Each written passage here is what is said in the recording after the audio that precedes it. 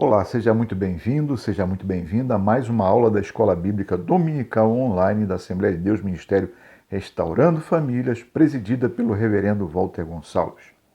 E hoje uma aula especial. No próximo domingo nós continuaremos, se assim Deus permitir, na questão qual é o maior problema do cristão. Mas hoje, neste domingo, estaremos estudando a temática reforma, deforma ou transforma, a partir do que ocorreu há 504 anos atrás, exatamente no dia 31 de outubro de 1517, quando Lutero afixou na porta da igreja de Wittenberg, na Alemanha, as suas 95 teses, dando início ao movimento reformado na Europa e, assim, por que não dizer, em todo o mundo. E por que nós vamos usar este título, reforma, deforma ou transforma? Nós vamos pensar a reforma a partir de 2 Coríntios capítulo 5, versículo 17, quando o apóstolo Paulo começa a falar para os irmãos que estão em Corinto, aquela igreja da Acaia, hoje Grécia, assim: logo, todo aquele que está em Cristo se tornou uma nova criação. A velha vida acabou e uma nova vida teve início. Na versão Almeida, nós temos a mesma palavra dizendo: aquele que está em Cristo é nova criatura. As coisas velhas se passaram e tudo se fez novo.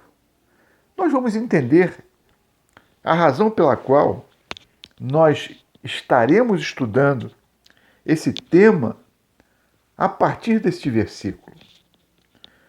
Porque, certamente, aquele momento, quando Lutero afixou na porta da igreja de Wittenberg as suas 95 teses, era uma forma, na época, de convidar as pessoas para o debate, para o diálogo, para falar sobre o que estava ocorrendo. E naquele instante, a igreja cristã passava por um momento muito difícil, de extrema degradação, corrupção, afastamento de Deus. E Lutero, nas suas 95 teses, fala exatamente assim na tese de número 27. Pregam doutrina humana os que dizem que, tão logo tilintar a moeda lançada na caixa, a alma sairá voando do purgatório para o céu. O que Lutero queria dizer com esta tese 27ª das suas 95 que ele afixou na igreja de Wittenberg?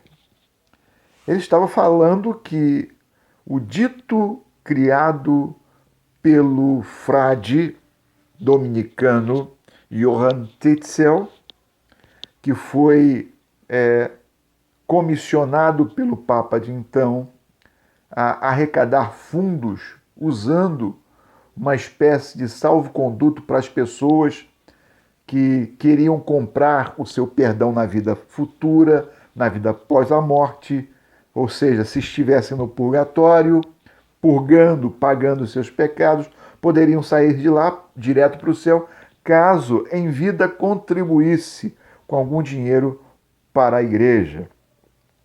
E com isso, Tetzel criou esta expressão: tão logo o tilintar, ou seja, o barulho da moeda caindo no fundo da caixa, no fundo daquele cofre, daquele local onde se colocava a oferta para a igreja, a alma sairia voando para o céu.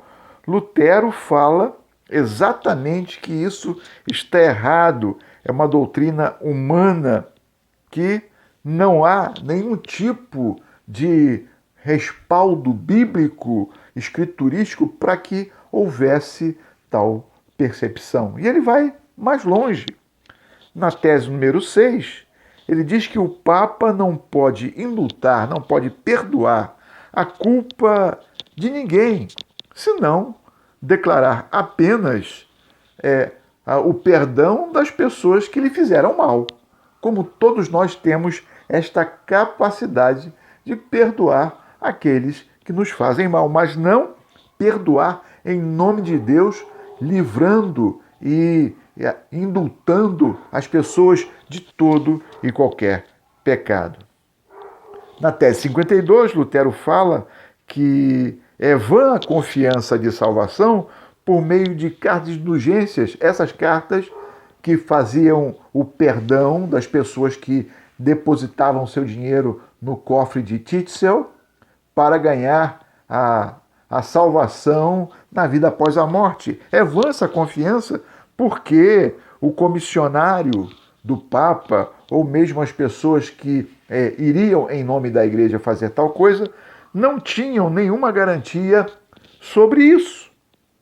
Ou seja, Lutero fala que a questão da salvação não cabe ao ser humano. A questão da salvação é dom de Deus, é graça de Deus, é uma ação entre Deus e o pecador arrependido, onde este pecador, ao aceitar Cristo Jesus como Salvador pela fé, tem o indulto, o perdão dos seus pecados de forma graciosa, de forma misericordiosa.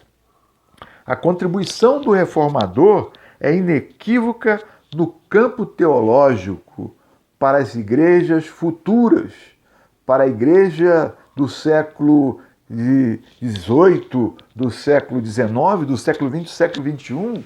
Sem dúvida, é uma contribuição excepcional.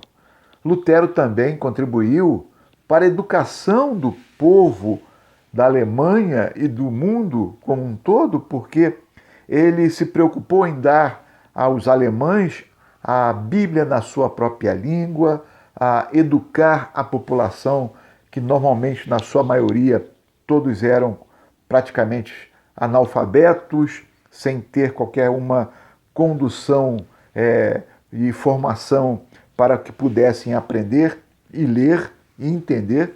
E Lutero usou as escrituras, usou todo o seu aparato de conhecimento teológico e acadêmico para sustentar, para fazer com que as pessoas pudessem se educar, tanto espiritual quanto socialmente.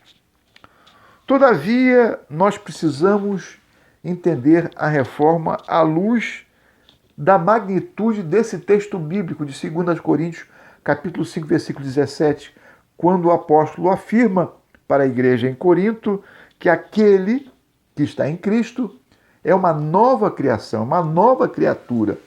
A sua vida pretérita, passada, ela não existe mais. E por conta disso, essa pessoa precisa ter uma nova referência, uma nova postura, uma nova maneira de agir no mundo e com o mundo. E esse capítulo 5 da segunda carta de Paulo aos Coríntios, que é uma carta que ele escreve possivelmente no mesmo período da escrita da carta aos Romanos, né? Ou seja, essa resposta de Paulo aos Coríntios, depois da primeira carta, Paulo escreve a primeira carta estando em Éfeso, a segunda carta ele a escreve estando possivelmente na Macedônia e possivelmente na cidade de Filipos, entre os anos 56 e 55 da era cristã, também como uma resposta àquela igreja que ainda não tinha tomado uma posição, mesmo diante da sua primeira carta e das demais cartas que ele escreveu também para aquela igreja e que nós hoje não as temos. Mas esse capítulo 5 de 2 Coríntios, Paulo nos dá uma espécie de reflexão sobre o que ele pensa da vida após a morte. Ele fala da fragilidade humana, ele fala dessa dificuldade que ele estava passando, com muitas lutas, com muitas provações, mas ele quer que a igreja entenda que é preciso ter consciência desta necessidade de ser nova criatura em Deus. E por que Paulo fala isso? Porque Paulo começa esse capítulo 5, e a partir do capítulo 4 de 2 aos Coríntios também, ele vai dando as aspirações e as formas de interpretar essas aflições múltiplas e variadas pelas quais ele passava e que ele teria que enfrentar. E ele teria que dar uma resposta. Em 2 Coríntios, capítulo 4, versículo 7, Paulo fala dessas muitas aflições, como sendo uma espécie de atestação da fragilidade que todo ser humano vivencia. E nesse texto de 2 Coríntios capítulo 4, versículo 7, ele fala o seguinte, eu vou ler na nova versão transformadora do mundo cristão. Agora nós mesmos somos como vasos frágeis de barro que contém esse grande tesouro, o Evangelho de Cristo, a salvação em Deus. E fica evidente que esse grande poder vem de Deus e não de nós. Paulo estava atravessando um momento muito difícil na sua vida quando escreveu esse texto. Ele fala nos versículos 8 e 9 deste mesmo capítulo 4 da segunda carta aos Coríntios, o seguinte: de todos os lados somos pressionados por aflições, mas não esmagados. Ficamos perplexos, mas não desesperados. Somos perseguidos, mas não abandonados. Somos derrubados, mas não destruídos.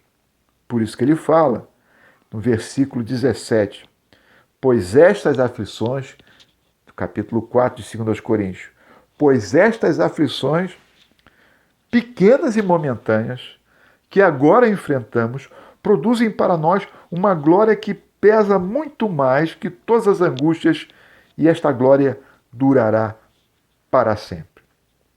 Ou seja, o apóstolo Paulo está convidando aqueles que estão em Cristo Jesus, que são novas criaturas, a terem consciência, primeiro, dessa sua fragilidade humana, desse possível fim, dessa finitude que se aproxima com a morte, com o pesar, com o ser esmagado. Mas diante disso, ele pede para a igreja lidar com essa situação de algumas formas. A primeira é tendo a consciência plena do desgaste diário cujo fim é a sepultura. 2 Coríntios capítulo 4, versículo 16. Por isso, nunca ficamos desanimados. Mesmo que o nosso corpo vai se gastando e o nosso espírito vai se renovando dia a dia. Ou seja, mesmo que eu morra, o meu espírito em Deus, a minha alma em Deus, o meu ser interior em Deus, ele vai se renovando a cada dia. Precisamos ter essa ideia de finitude, essa ideia de morte, essa ideia de que em algum momento a minha vida terrena vai acabar, quer seja pela morte, quer seja pelo arrebatamento, mas em algum momento este corpo frágil ele vai terminar. É interessante dizer isso, que um grande pensador que apareceu na história posterior a Paulo, entre os anos 55 e 130 depois de Cristo, chamado Epíteto, ele fala o seguinte: sobre cada uma das coisas que te seduzem, tanto os que prestam ao uso quanto as que são amadas, lembra-te de dizer de que qualidade ela é, começando a partir das menores coisas, das coisas materiais. Caso ames um vaso de argila, diga, eu amo esse vaso de argila, mas é só um vaso de argila, porque se quebrar, não te inquietarás. Quando beijares ternamente teu filho ou tua esposa, diga, estou beijando um ser humano, pois sei que este ser que eu amo, sendo humano, é um mortal, logo não te não te inquietarás. É preciso ter essa consciência de que estamos caminhando para a nossa finitude. E se nós estamos caminhando para a nossa finitude, o portal que se nos abre, o momento que se nos apresenta, é o momento da eternidade, que é muito mais importante do que este hiato, este pequeno intervalo que leva do nosso nascimento até a morte, que leva do nosso nascimento até a sepultura. Porque nós vamos para a eternidade. E se vamos para a eternidade, é melhor ir para a eternidade com esperança, e essa é a segunda colocação que Paulo nos faz neste capítulo 4 e 5 da segunda carta aos Coríntios. Ter a absoluta certeza de que há uma esperança para algo melhor além da morte, para aquele que se encontra acolhido ou acolhida em Deus. 2 Coríntios capítulo 5, versículo 1, Paulo diz, eu vou ler na Nova Tradução em Linguagem de hoje, o seguinte: de fato, nós sabemos que quando for destruída esta barraca, este tabernáculo no qual vivemos, que é o nosso corpo aqui na terra, Deus nos dará para morarmos nela uma casa no céu. Essa casa não foi feita por mãos humanas. Foi Deus quem a fez e ela durará para sempre. Mesmo que nós estejamos vivendo com gemidos, com angústia, com dificuldade, porque Paulo fala aqui em 2 Coríntios capítulo 5, versículo 2, o seguinte: por isso gememos, enquanto vivemos nesta casa agora, pois gostaríamos de nos mudarmos para a nova casa no céu, aquela casa que será o nosso corpo celestial, um corpo transformado. Essa é a esperança do cristão lavado e remido no sangue de Jesus, que é nova criatura em Cristo, que é nova criatura em Deus. A esperança de um dia ser transformado, a esperança de um dia ser ressuscitado, a esperança de vida eterna. E é diante disso que Paulo escreve na primeira carta aos Coríntios, capítulo 15, versículo 51, que lerei agora na Nova Tradução em Linguagem de hoje. Escutem bem este segredo. Nem todos vamos morrer, mas todos nós vamos ser transformados num instante, no abrir e fechar de olhos. Os mortos em Cristo ressuscitando e aqueles que estiverem vivos sendo transformados, tendo esse corpo frágil, mortal, finito, transformado em um corpo glorioso, tal qual o é o corpo do nosso Senhor Jesus Cristo, nesse exato momento, estando ele no céu. E diante disso surge uma terceira questão que Paulo nos diz, quando ele fala de finitude, quando ele fala de esperança de ressurreição, de vida melhor, para além dessa fragilidade no corpo humano, há uma terceira coisa que ele impõe à nova criatura que está em Cristo Jesus. É que ele deve, ou ela deve, ter consciência de que vai se apresentar diante de Deus, diante de Cristo, para prestar contas ao Senhor.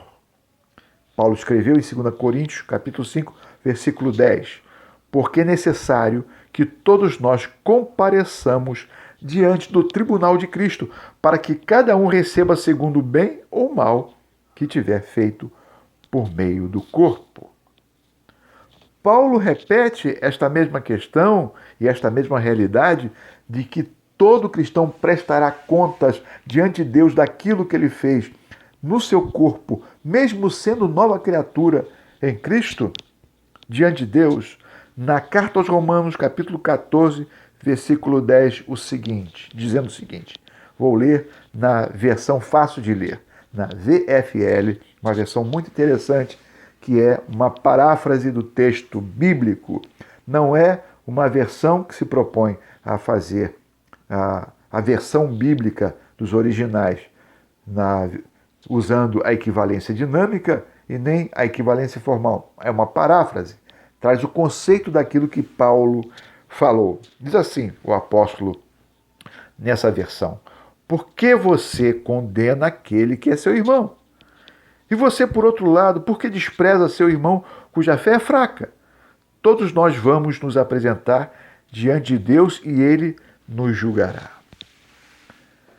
Dessa forma, Paulo nos convida a pensar que aquele que está em Cristo, que é a nova criatura, ele tem o dever inegociável, fundamental de viver uma nova vida, de viver uma vida semelhante à pessoa de Cristo, no seu agir, no seu falar, no seu tratar, no seu modo de estar no mundo.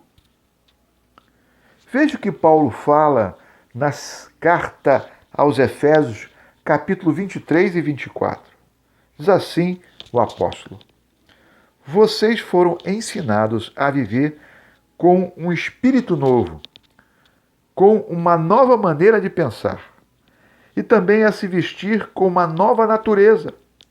E essa natureza nova é criada para ser semelhante a Deus e demonstrada com uma vida verdadeiramente justa e pura. E Paulo continua este mesmo raciocínio na sua carta a Timóteo, na segunda carta, capítulo 2, versículos 23 a 25, quando ele fala ao jovem pastor Timóteo, pastor da igreja em Éfeso, o seguinte: afasta-te das discussões tolas e absurdas, pois você sabe que elas só servem para causar brigas. O servo de Deus, o servo do Senhor, o servo de Cristo, não deve andar brigando. Ele deve ser gentil com todas as pessoas, competente para ensinar e paciente. Ele também deve instruir com mansidão os que são contra ele. Talvez Deus, algum dia, mude o coração dessas pessoas e essas pessoas possam conhecer a verdade. Não brigar, ser manso, ser tolerante, ser amoroso, ter uma nova postura em Cristo Jesus. Reforma, deforma ou transforma? A reforma transformou as pessoas? Sim e não. Vou usar como exemplo o próprio Lutero, que apesar de conhecer muito a palavra de Deus, ele não se permitiu ser, de fato, transformado literalmente pela palavra do Senhor. Mas o que é isso que você está falando, Marcos Salles? Quem é você para falar isso do reformador? Bem, não sou eu que falo isso. Eu estou usando uma grande estudiosa, a doutora Lindau Hopper, autora deste livro, professora do Oriel College, da Faculdade de História, que é uma faculdade da Universidade de Oxford, na Inglaterra, que fala no seu livro Lutero, esse livro que eu acabei de apresentar, Renegado ao Profeta, lançado pela editora Objetiva aqui no Brasil no ano passado, algumas coisas que nos fazem refletir sobre essa palavra que nós lemos no início. Aquele que está em Cristo é uma nova criação. As coisas velhas se passaram e essa pessoa que em Cristo está, ela age como Jesus agiria, ela vive como Jesus viveria, ela fala como Jesus falaria e ela se comporta como Jesus se comportaria. Lutero, como eu falei, enfatizou a salvação pela fé, certíssimo. Mas a doutora Lindau Hopper, nesse livro que acabei de mostrar para vocês, neste livro aqui, um livro estupendo, uma biografia exemplar da doutora Lindau Hopper, ela nos diz na página 397 o seguinte: O cruel antissemitismo de Lutero é um dos aspectos mais complexos da história do luteranismo, pois os estudiosos pós-holocausto têm dificuldade de admitir e aceitar a natureza e extensão desse antissemitismo.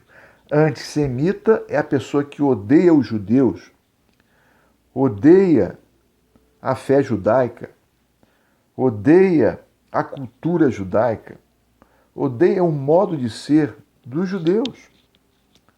Poderia ser um anti-árabe, poderia ser um anti-qualquer coisa. A nossa missão, como Paulo falou aqui na segunda carta a Timóteo, é tentar ensinar a verdade às pessoas. Mas não é matá-las, mas não é persegui-las, mas não é discriminá-las, mas não é maltratá-las. Nesta mesma página, a autora coloca que Lutero, no seu início de gestão teológica, poderíamos dizer assim, de ser já um grande pensador conhecido e propagado na Alemanha, ele publicou um livro que, de fato, a priori parece defender os judeus, porque ele dizia nesse livro, de 1523, que o Senhor Jesus é judeu, nasceu judeu, viveu como judeu, morreu como judeu, ressuscitou como judeu e veio para os judeus. Mas ele fala que essa espécie de tolerância aos judeus na sua época era uma forma de tolerância condicionada a que os judeus se desfizessem do judaísmo, que os judeus pudessem se afastar do judaísmo, que os judeus deixassem de ser judeus, se tornassem cristãos. E em 1543, Lutero escreve um texto horroroso, um livro que você pode encontrar, cujo título é Sobre os Judeus e Suas Mentiras, onde Lutero fala as maiores barbaridades em relação ao povo judeu. Ele diz que se os cristãos verem um judeu na rua, deveriam jogar esterco nesse judeu e pô-lo para correr. Diz mais, registro no livro que a doutora Linda Hopper repassa no seu texto, que as autoridades seculares da Alemanha poderiam queimar sinagogas e, se o fogo não pudesse queimá-las, extingui-las completamente, que se fizesse ali uma espécie de aterramento, onde as pessoas poderiam fazer com os judeus as maiores violências. Poderiam até mesmo matá-los. Nesse texto de 1543, chamado ou intitulado Sobre os Judeus e Suas Mentiras. Lutero fala literalmente em confiscar os bens do povo judeu, caso eles não se convertessem, fala em matar, fala em usar de violência, fala em maltratar. Meus irmãos, isso não é nada de cristão. Isso não é postura de cristão, não é postura de nova criatura em Deus. Isso teve consequências. Por que teve consequências? Porque na segunda, ou no período anterior à Segunda Guerra Mundial, quando o nazismo, essa ideologia nefasta, essa ideologia horrorosa, abraçada por Hitler e grande parte da população alemã, o nazismo se apropriou desse texto de Lutero, e o próprio Hitler falava que Lutero foi um dos grandes antissemitas da Alemanha. Ele enaltecia a figura de Lutero, Adolf Hitler, como enaltecia a figura de Wagner. E também maltratou, como perseguiu o povo judeu e fundamentava a sua perseguição dizendo que ele estava fazendo aquilo que um cristão como Lutero ensinou. Irmãos, Hitler considerava Lutero a tal ponto de registrar no Mein Kampf, naquele livro horroroso que ele escreveu, que Lutero era uma das figuras importantes para o Reich alemão. Que Lutero era um dos apoios em termos de pensamento do Reich alemão, que tinha a postura totalmente anticristã, antibíblica, de perseguir não só os judeus, mas perseguir ciganos, perseguir pessoas que não eram e não se igualavam ou não aceitavam a ideologia que eles pregavam, perseguir, matar, mutilar, maltratar. Fazer isso com as pessoas não é nada cristão. Fazer isso com as pessoas não é postura de nova criatura em Cristo Jesus. Mesmo que a pessoa não aceite a nossa palavra, não aceite a nossa pregação, não aceite o nosso modo de ser, o que nós temos que fazer é nos portar tal e qual Jesus se comportaria. Amando, perdoando, acolhendo, compreendendo, tentando passar a verdade, como o apóstolo Paulo ensinou na segunda carta a Timóteo, com amor, com educação, com paciência, com carinho. Talvez alguém possa dizer, mas irmão Marco, o senhor está sendo intempestivo.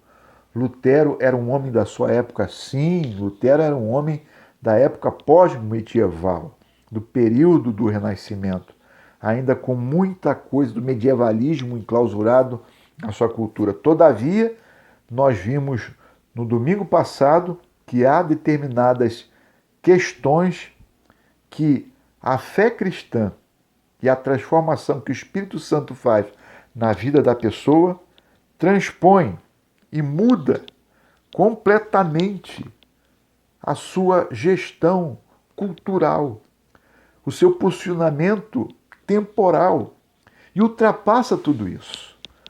Nós vemos que estas pessoas que foram tocadas por Cristo, eles chegam ao ponto de viverem como Pedro incentivou na sua primeira carta, no capítulo 2, os versículos 21 a 23, tendo uma postura semelhante à de Cristo, quando o apóstolo Pedro ensinou assim: foi para isso mesmo que vocês foram chamados, pois Cristo também sofreu por vocês e nós fomos chamados para sofrer tal qual Cristo sofreu neste mundo. Porque Pedro fala para a igreja, que ele escreveu a sua carta, a primeira e a segunda, ele fala para a igreja poder ter consciência que nesse mundo nós teríamos aflição ou aflições, porque somos de Cristo e aqueles que querem viver em Cristo, como Paulo fala em uma das suas epístolas, sofrerão perseguições, serão maltratados, mas não poderão revidar, não poderão ser pessoas reativas. Olha o que Pedro fala aqui em 1 de Pedro 2, versículos 21 e 23, que eu estou lendo e continuarei a ler. Foi para isso mesmo que vocês foram chamados, pois Cristo também sofreu por vocês, deixando-lhes um exemplo para que sigam os seus passos. Ele não cometeu nenhum pecado, nem engano algum foi achado na sua boca. Quando era insultado, ele não revidava com insultos. Quando era maltratado, ele não fazia ameaça, mas colocava tudo nas mãos daquele que julga retamente. Essa é a postura de quem é nova criatura. quem se permite não só se reformar, mas se permite se transformar em Deus, não colocando as suas categorias doutrinárias, teológicas, a sua concepção de vida em confronto com as pessoas, de modo a maltratá-las, de modo a persegui-las, de modo a cometer violências. Não! Aquele que está em Cristo tem que andar como Cristo andou e deixou um modelo para que nós andássemos também. A reforma protestante foi importante para o retorno da cristandade às Escrituras e à vida de fé. Todavia, o enaltecimento da visão teológica, tal qual fez Lutero, sem que essa pudesse ser temperada pelo Espírito Santo, pelo Espírito de Cristo, com bom senso, com a imitação do Senhor, com coração afável e carinhoso, levou Lutero a se distanciar no seu final de vida e a levar todo um país como a Alemanha, por exemplo, a não viver, de fato, uma nova vida em Cristo Jesus. A pensadora judia Hannah Arendt criou uma expressão muito interessante que é a banalidade do mal. A banalidade do mal citada por Hannah Arendt é quando a pessoa não se percebe fazendo mal, até mesmo usando uma ideologia, usando uma filosofia, usando uma teologia, pensando que está fazendo o bem, porque ela não consegue ter a consciência dominada por Cristo na sua interioridade, no seu modo de ser. Então somente obedece à voz da sua filosofia, da sua ideologia, abrindo mão da qualidade humana de percepção do próximo, moral e responsavelmente. A nova criatura em Cristo, ela rompe, ela transcende, ela ultrapassa essa banalidade do mal, porque ela se torna semelhante a Jesus, que quando era maltratado, não maltratava, que quando era insultado, não insultava, que era como ovelha muda levada perante os seus tosqueadores.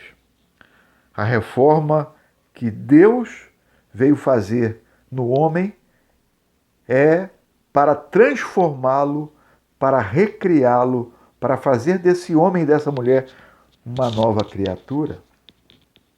Pense em homens como Francisco de Assis, que nasceu num lar abastado, um homem riquíssimo, mas que quando foi tocado por Deus, abriu mão da sua riqueza para cuidar dos mais necessitados, dos leprosos, daqueles que eram desprezados pela sociedade.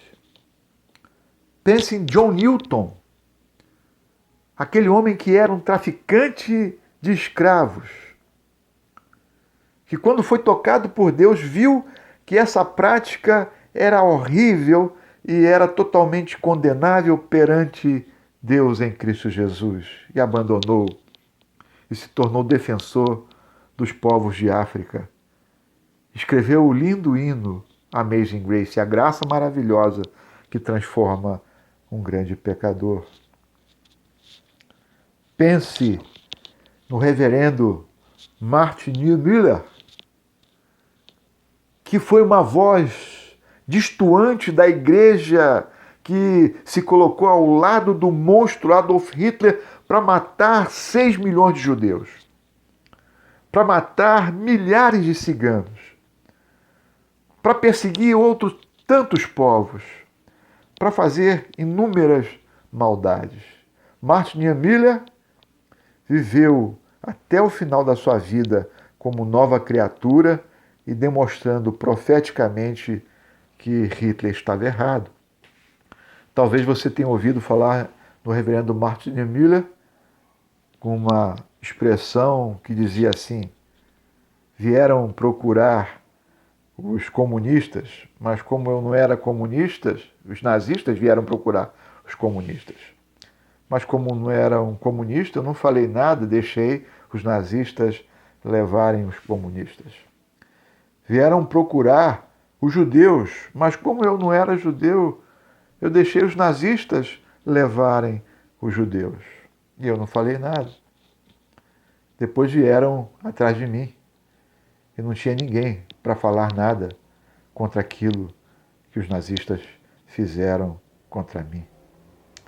Nesse instante, Martin Niemöller, ele vê a necessidade da nova criatura em Deus se colocar do lado dos desfavorecidos, daqueles que não têm voz, daqueles que são excluídos, daqueles que são maltratados, daqueles que são perseguidos. De uma fé que abraça, de uma fé que acolhe, de uma fé que faz com que a pessoa possa, de fato, ver Cristo em nós, esperança, de fato, da glória. Que as pessoas possam ver Cristo na nossa face. Isso me lembra para que nós possamos finalizar a nossa reflexão de hoje. Reforma, deforma ou transforma? Reforma é uma transformação, uma nova criação, ou simplesmente o abraçar uma categoria teológica para fazer dela um escudo e enfrentar as pessoas e maltratá-las? A fé verdadeira em Cristo não é uma mera ideologia. A fé verdadeira transforma o ser humano numa criatura que, que chama a atenção, não pelo seu porte de roupa ou pela sua postura em termos de padrão social, mas pelo trato com as pessoas, pelo carinho, pelo amor. Há muito tempo atrás, no século XX, no início do século XX, um indiano se converteu a Jesus. Um indiano que era Sikh, que era filho da realeza do Punjab, né, dos Sikhs no norte da Índia. O nome dele era Sundar Singh. E esse homem se converteu e esse homem se parecia com Jesus. Perseguido, maltratado no seu país, mas nunca maltratando as pessoas, sempre sendo uma nova criatura em Cristo Jesus. Viver pela fé não significa tão somente abraçar uma nova ideologia teológica. Viver pela fé é acreditar e é permitir que Deus em Cristo nos transforme em uma nova criatura, fazendo aquilo que apraz ao Senhor e à sua obra. Essa nova criatura que, à semelhança da igreja primitiva, não precisava nem mesmo proclamar o Evangelho, porque a vida, o dia a dia, o cotidiano daquela igreja, unida, acolhedora, amorosa, fazia com que as pessoas pudessem admirar, porque ali não havia escravo, não havia livre, não havia homem, não havia mulher, não havia rico, não havia pobre. Ali haviam pessoas que tinham a consciência do seu pecado, ou dos seus pecados, que aceitaram Jesus como Salvador e permitiram que Jesus as transformasse, que Jesus pudesse viver no seu interior. E as pessoas viam Cristo nessas pessoas transformadas. Tanto é assim que lá em Antioquia, os cristãos foram chamados de cristãos porque eram como se cada um deles fossem Cristo, parecessem com Cristo, andassem como Cristo, falassem como Cristo, agia como Cristo, vivesse como Cristo. Ser nova criatura é viver igual, semelhante a Cristo. É ser igual, semelhante a Deus. É ser como Estevão, que quando era apedrejado em Jerusalém, ele disse as mesmas palavras de Jesus: Pai, perdoa.